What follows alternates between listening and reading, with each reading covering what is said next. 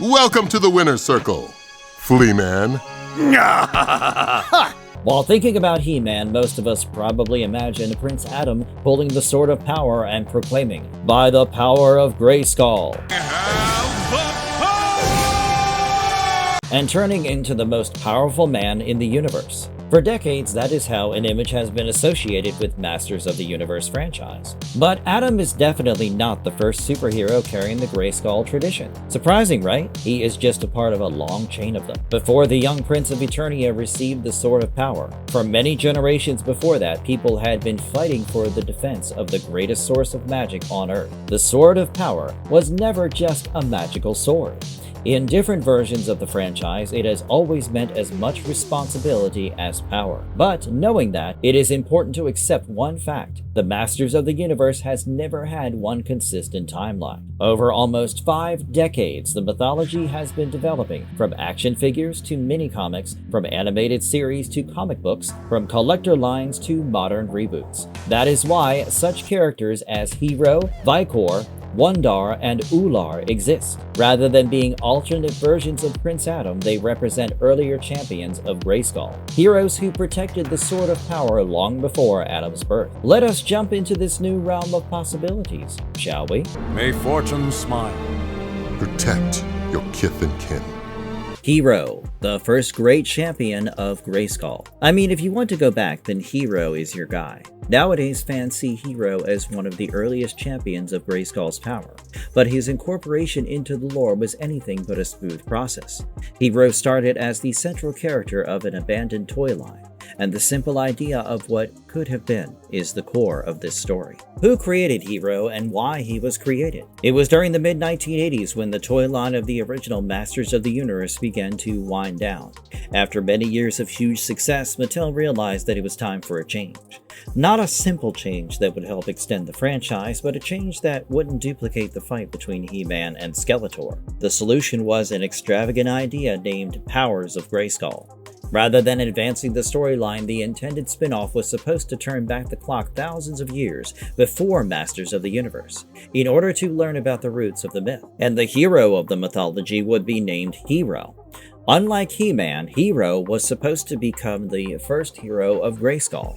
The early idea of the character included making him a distant ancestor to the royal lineage of the future He-Man and She-Ra, the very creator of the Grayskull powers in the olden days.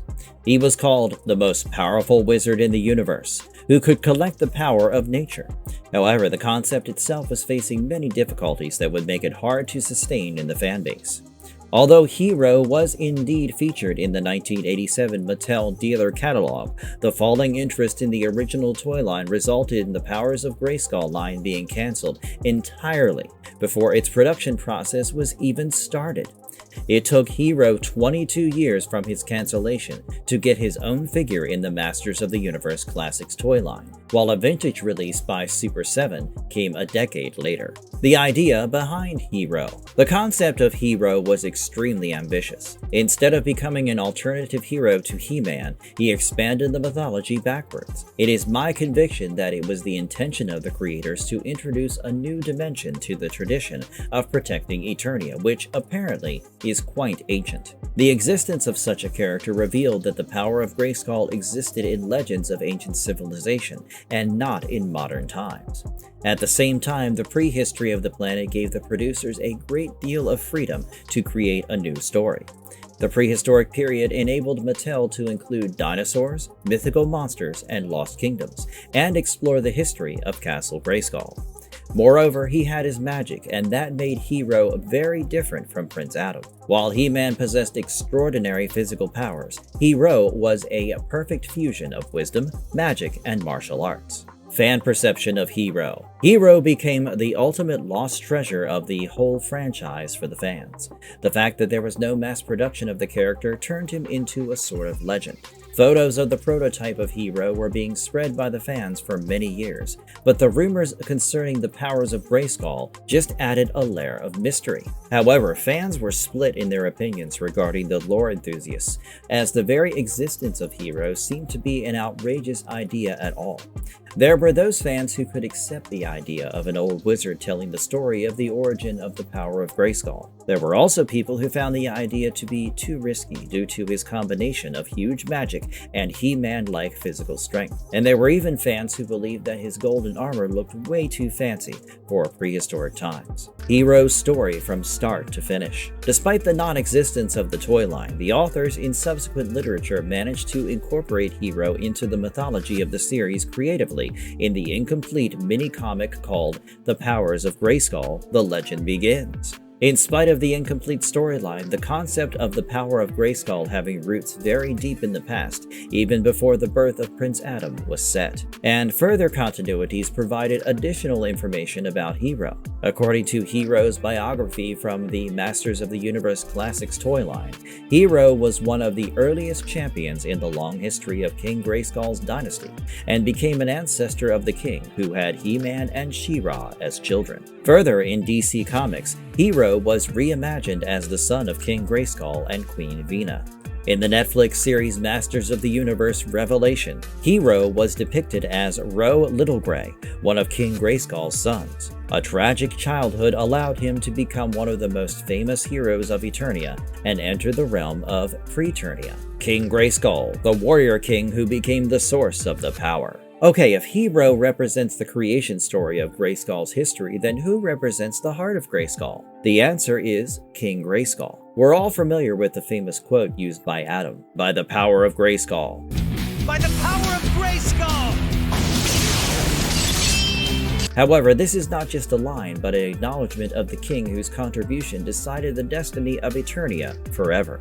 While other heroes before or after him just guarded the powers of Grayskull, King Grayskull himself became a part of the powers through his bravery. I think without his story there wouldn't have been any Sword of Power, the legendary castle, and the legacy created by Prince Adam for generations to come. Now, let me tell you why. Who created King Grayskull and why he was created? In the same vein, what makes this particular king different from the rest is the fact that this king is relatively new in the Masters of the Universe saga. However, you might be asking yourself how this king can be new when Castle Grayskull has existed since 1982. Well, his identity remained a mystery for more than 2 decades. In 2002, a reboot came about and decided that now was a good time for things to change. The original Filmation series had made Grayskull the center of all powers on Eternia. This was the place of residence of the sorceress, the place where Skeletor dreams of becoming the king, and even the source of He-Man's powers. However, no one on Earth knew who the King of Grayskull was. This was just the name to give the story an air of mystery. But with the He-Man and Masters of the Universe reboot in 2002, everything was about to change. While the cartoon series was individual stories, the reboot created a whole universe. Thus, the authors decided to make a mystery out of Grayskull by making him an ancient king. The idea behind King Grayskull. In truth, King Grayskull's role wasn't to forge anything grand. He was only meant to recount the origins of Prince Adam's power. Castle Grayskull was just a place that provided the power source without anyone knowing what purpose it served. The castle was an enigma in its own story. In 2002, the creative team added a brand new interpretation of this enigma. King Grayskull became the man whose words, "By the power of Grayskull," would summon a heroic transformation. This simple change made a great difference in Prince Adam's transformation, because now his power originated from the worthy lineage of people. Fan perception of King Grayskull. It is perhaps no wonder that none of the additions to the mythology of the Masters of the Universe franchise was as well received as King Grayskull. Fans of the 2002 remake greatly appreciated that the character added yet another dimension to the existing mythos without diminishing He-Man in any sense. Believe me, this is a feat to be proud of, especially where He-Man is concerned. Consequently, instead of attempting to steal the palace of Prince Adam, King Grayskull allowed the continuation of the legacy that had been laid down for him. There were those, needless to say, who saw things differently and found that the character offered an explanation to many puzzles that had been posed since the very start of the Filmation series. On the other hand, there were fans who cherished the air of mystery associated with the concept of Castle Grayskull, and felt that it played an important role in making the story so fascinating. They might have been partially wrong, yet couldn't it have been true that fantasy was far more intriguing when something was left to imagination? But over time, even even the most skeptical people found something they appreciated about the contribution the character made to the mythos. Rather than being a contradiction of the established cartoon, He-Man was more like an extension of it. Indeed, in many people's opinions today, He-Man is one of the greatest contributions ever made to the mythos. King Grayskull's story from start to finish. So let me narrate a tale to you. King Grayskull was the king of Eternia during one of the most perilous eras in its history, an era when the threat was shaping the future of the kingdom. While Prince Adam fights the evil Skeletor in an established kingdom, Grayskull lived during the era when civilization itself was struggling for existence against many threats. Among these were the ancient enemies like the Snake Man, which threatened the existence of Eternia from inside the realm, and Hordak and his evil horde, who came from another dimension seeking to conquer Eternia. Despite Grayskull's unbelievable physical strength, he was not defined by just that. Faced with the impossible choice, Grayskull gave up his life to seal the portal.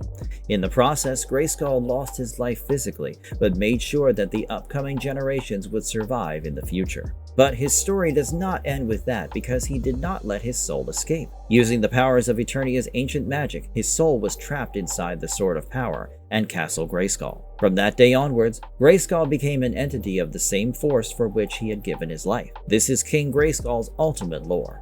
The subsequent storylines further increased the family of King Grayskull. The biographies in Masters of the Universe classics strengthened his status as the spiritual ancestor of Eternia's greatest heroes, while DC Comics gave a deeper look into his descendants and the Sword of Power. Netflix's Masters of the Universe Revelation revealed to viewers Preternia, the paradise where the greatest warriors of Eternia go after their death.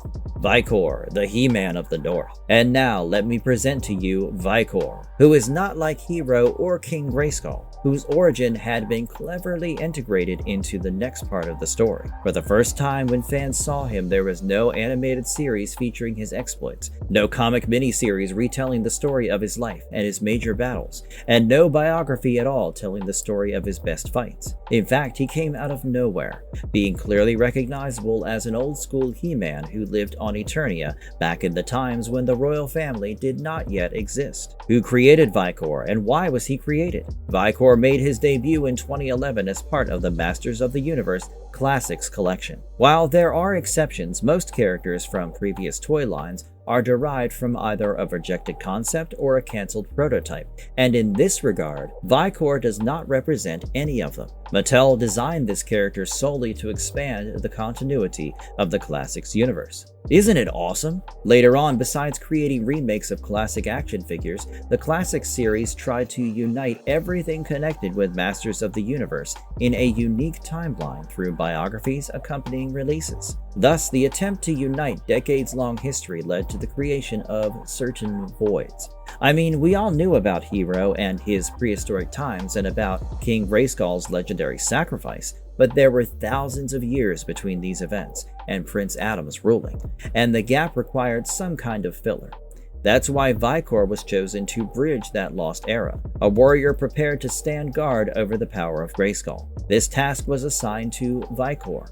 His very look depicted that idea straight away. Because of his rough fur clothes, rough armor, battle axe, and overall look, he appeared to be more of a fighter who managed to survive all his life through insurmountable odds than a hero of a king. He resembled Viking warriors or fantasy fighters from Conan stories. The idea behind Vikor. While King Grayskull stood for a noble sacrifice, Vikor was the one who stood for endurance. Vikor was conceived as a hero who appeared once the civilizations had died out. He did not serve as a ruler or commander whose home was a majestic castle. This idea also brought in the very first image of He-Man. Remember the image of He-Man before Filmation made him the alter ego of Prince Adam? He was a barbaric wanderer who lived in a world that was wild and savage. Vikor captured the spirit of the early He-Man without taking over his place. In many aspects, he seemed to be an homage to the roots of the franchise in the larger scheme of things. What's more, his existence reminded us of one important aspect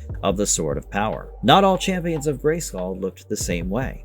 Some of them used magic, like Hero. Others inspired whole generations, like King Grayskull. However, Vikor was all about endurance, pure and simple. Fan perception of Vikor. Since Vikor was a totally new character instead of a revived vintage, fans had different reactions towards him at first. Naturally, because anything new is going to get criticism. While some liked Vikor right away, loved his tough look, and were amazed by how well he fitted into the history of ancient Eternia, others were not very happy. In my opinion, it was mostly due to the lack of information about him. Unlike Hero or King Grayskull, whose biography was developed through animation or comics, the biography of Vikor was rather short. Many fans believed he had great potential, but Mattel did not spend enough time on his development. However, this lack of information became the selling point for Vikor. Since there were so many things about him left to be discovered, fans could come up with their own stories about the Northern Warrior protecting Grayskull long before Prince Adam was born. Leaving room for canon details was definitely a smart move, because today, Vikor is considered to be one of the best original characters created for the classics. Vikor's story from start to finish. Everyone is getting a story of their own, so why should Vikor not get one? Based on the lore of the Masters of the Universe classics, Vikor emerged as the champion of Grayskull when Eternia was in an age that came after the well-known sacrifice of King Grayskull. All the great civilizations that were once there had fallen, and the world had become tough and dangerous, where survival could only depend on power alone. Thus, as we know, unlike the origin story, the official lore presents him as a warrior who fights all by himself, just because of his sheer courage and will, which makes him worthy of holding the power of Grayskull in his hands. In fact, he protects the power of Grayskull through his battles, not for fame, but to ensure that this divine power doesn't vanish in an era of turmoil. However, his exploits have never been illustrated in a cartoon series before. You might be wondering what role he plays in the lore. He proves that the legend of Grayskull did not pass directly from King Grayskull to Prince Adam.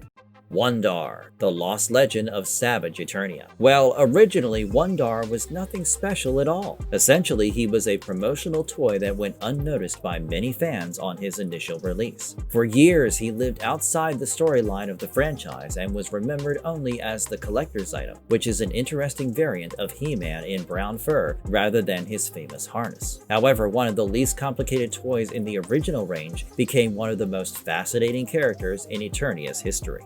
Who created Wun-Dar, and why was he created? The reason for the creation of this character was mostly the toy line itself. In 1982, Mattel produced a special promotional figure via the Wonder Bread mail-away program. Even though the character was never referred to as Wun-Dar by Mattel back then, collectors later chose the name because of his connection with the promotion. Also, unlike the regular He-Man toy figure, Wun-Dar wore brown fur pants, a brown chest harness, and had black accessories in place of the typical gray armor and orange toys. Truth be told, for many years he was nothing more than just another He-Man variation in the fans' eyes. However, starting from the 1990s and into the early 2000s, collectors began to become intrigued with rare prototypes, promotions, and canceled figures from the classic toy line. The so-called Wonder Bread He-Man got quite a legendary status, not due to some epic origin story, but rather due to how few people owned him, and how little was known about his intended use officially. And therefore, when Mattel decided to start their Masters of the Universe Classics toy line, the design team realized that there was a chance to create something much more interesting than a rundown version of He-Man.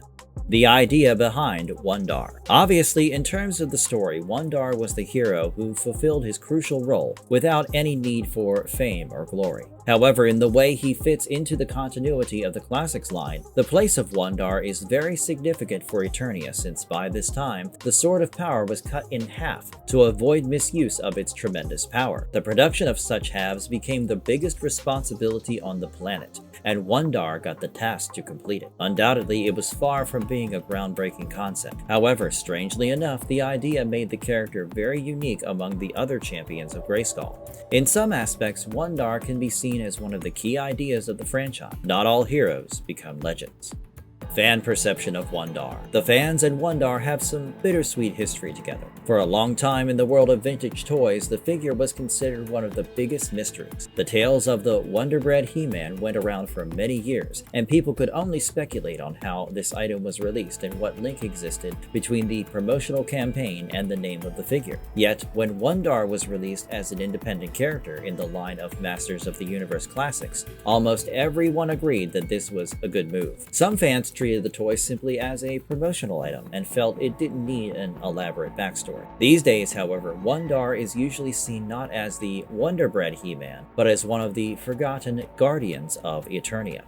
Wun-Dar's story from start to finish. As far as the Classics version is concerned, it gives Wun-Dar a background story. Wun-Dar existed at the time when King Grayskull ruled, until the times of Prince Adam. And by that time, the Sword of Power was already divided into two separate halves that were hidden so that the warlords and sorcerers would not be able to seize it. It was his task to guard these holy relics. Thus, Wun-Dar was assigned a role completely different from that of other champions of Grayskull. While it was their job to fight for the power of the sword, his job was to make sure nobody else used it for their own selfish purposes. Hence, unlike Prince Adam, who fought openly against Skeletor on behalf of Eternia, Wun-Dar did most of his job quietly. Every time he made sure that the sword was safe from the hands of the evil ones, it was a victory for Eternia.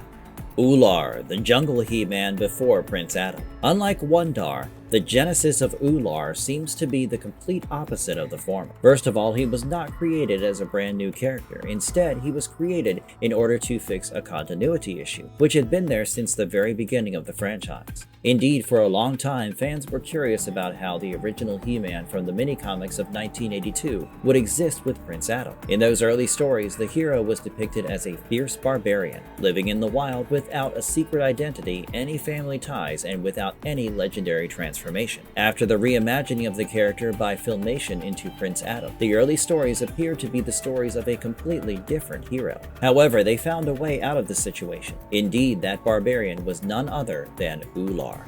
Who created Oo-Larr and why was he created? The first appearance of Oo-Larr in the continuity of the character happened during the era of Masters of the Universe Classics, but actually his origin goes much further back to 1982, because at that time, the version of Prince Adam did not even exist yet, and He-Man was portrayed in mini-comics as a barbarian living in the Vine Jungle. That version of He-Man was very different from what fans would see on screen in Filmation's animated series. It was just He-Man, a man who would never change form. But then Filmation came in 1983 and decided that there was no way that this could become a hero for children. Thus, it added a huge layer of mythology to the concept. Obviously, those two versions of the character belong to completely different universes. Fans accepted the fact easily and for many years were able to distinguish between He-Man in mini-comics and He-Man of Filmation. Masters of the Universe Classics managed to come up with a brilliant solution. The character got his own name, Oo-Larr, and I consider it to be one of the best continuity fixes in the history of the franchise.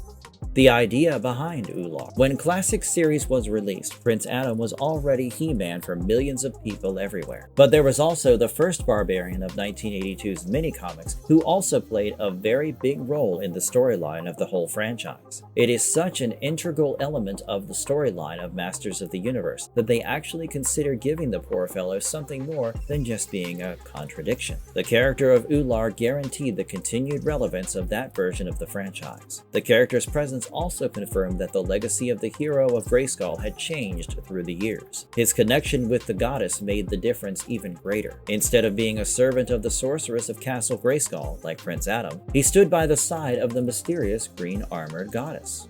Fan perception of Oo-Larr. To many of the old fans, Oo-Larr can be said to be among the smartest additions made to the Masters of the Universe Classics series. Fans and collectors who had read the original mini-comics were pleased to see that the barbarian could fit somewhere in the continuity and where he belongs. As a fan myself, the addition of Oo-Larr meant that the earliest mini-comics got their face back. It felt like an extension of all the rest rather than something entirely alienated. That does not mean that there weren't any of the loyal OG fans who welcomed the idea easily. In their eyes, they would love to see the mini-comics as an entirely different continuity, as it preserved the atmosphere of mystery of the original mini-comics. Nevertheless, the creation of Oo-Larr has been largely commended for doing just that. To me, it was the ghost of Adam's identity.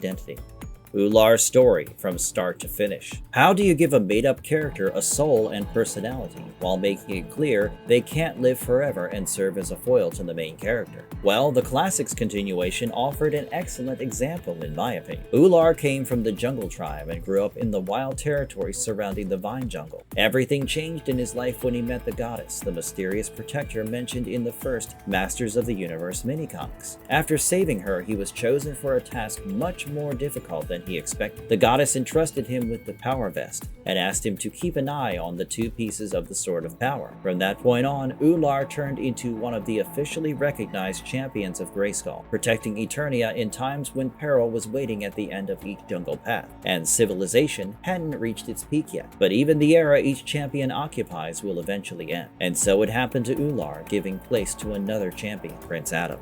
Prince Adam, the true heir and the definitive He-Man. And finally, here comes Prince Adam. I know you have all been waiting for this, but each champion of Grayskull prior to Prince Adam played their role in maintaining the greatest power that exists in this universe alive. This was why they had to be introduced to you before introducing our favorite, He-Man. After all, even he has some history of his own, does he not? Prince Adam comes into Filmation's He-Man and the Masters of the Universe in the year 1983. At first, he was shown to be a person who liked to lead a lazy and carefree life and would always shirk from his duties. Who created Prince Adam and why he was created? Was I not shocking you with the statement that Prince Adam was not one of the characters in the original conception of Masters of the Universe? Ha! You must have been, surely. So why do you get surprised when we have already talked about Oolar? Don't you recall that He-Man in 1982 minicomics was a barbarian living in the wild without any secret identity and royal background? However, when the toy line was transformed into an animated series by Filmation, they had to provide their viewers with a hero who could be respected prior to turning into the strongest person in the whole universe. This was accomplished through the introduction of Prince Adam. He-Man was not powerful all the time. He had to make his mind on his own to become responsible. The idea behind Prince Adam. But what makes Prince Adam so special compared to other champions of Grayskull is not the fact that he wields the Sword of Power. The reason why he is so special is that he embodies what the franchise wants to communicate. And that is the idea that strength comes from the heart and soul. Isn't that heavy? As in, he needs to transform into He-Man before he puts anyone else above him. This idea has been a central theme of the entire Masters of the Universe franchise. The Sword of Power makes someone physically more powerful, but at the same time, it shows what kind of person wields it. It is just enough to say that being a good person does not mean that you have good qualities inside yourself. It only means that you express them continuously. That's it, just my 2 cents. Back to the subject of Prince Adam. His personality has changed throughout many continuities, but he still carries the same message. In Filmation, Adam's character was that of an irresponsibly playful prince with great responsibilities hidden behind. The more contemporary comics and Netflix series Revelation dealt with the emotional aspect of having to carry such a tremendous burden, portraying Adam as a hero who had to balance responsibilities with desires.